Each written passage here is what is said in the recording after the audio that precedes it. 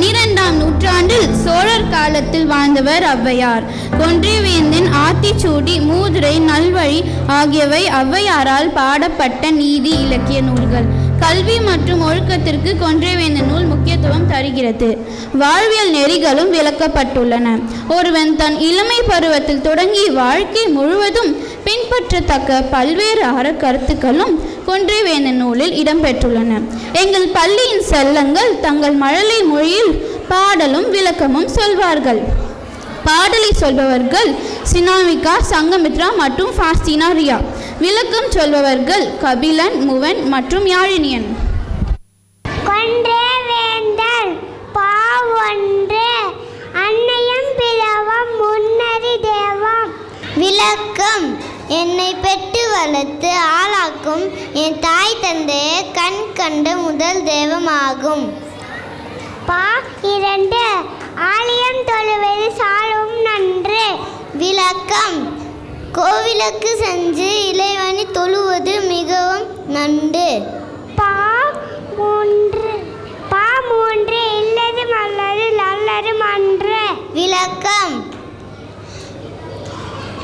அனைவரும் ஒற்றுமையாக குடும்பம் நடத்துவது நல்ல அளவாழ்வு ஆகும். பா 4 ஈயாட்டை தீயான் கொள்வர். விளக்கம்: பிறிது உதவி செய்யாதோர் பொருளை தீயவர் பறித்து கொள்வர். பா 5 உண்டி சுருங்குதல் பெண்டிற்கு அழகு. விளக்கம்: அளவோடு முன்பதே பெண்களுக்கு சிறப்பை தரும். பா 6 ஊருத பகைக்கின் வேறுற கெடும். விளக்கம்: ஊழி உள்ளவரை பகைத்து கொண்டால் உதவி தேவைப்படும்போது எவரும் இருக்க மாட்டார். பா 7 என்னும் எழுத்தும் கண்ணன தகும். விளக்கம்: அரிய காதாழ்மான எண்ணும் இலக்கிய காதாழ்மான எழுத்தும் நமக்கே கங்கள் போதவரை.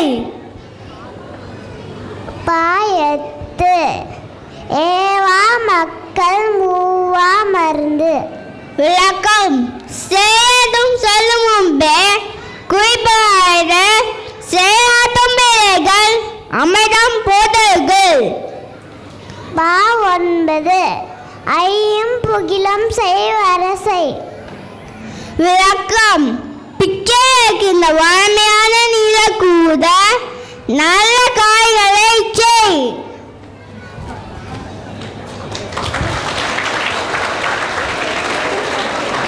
பா 10 ஒருவனை பற்றி ஓ அகத்தீரே.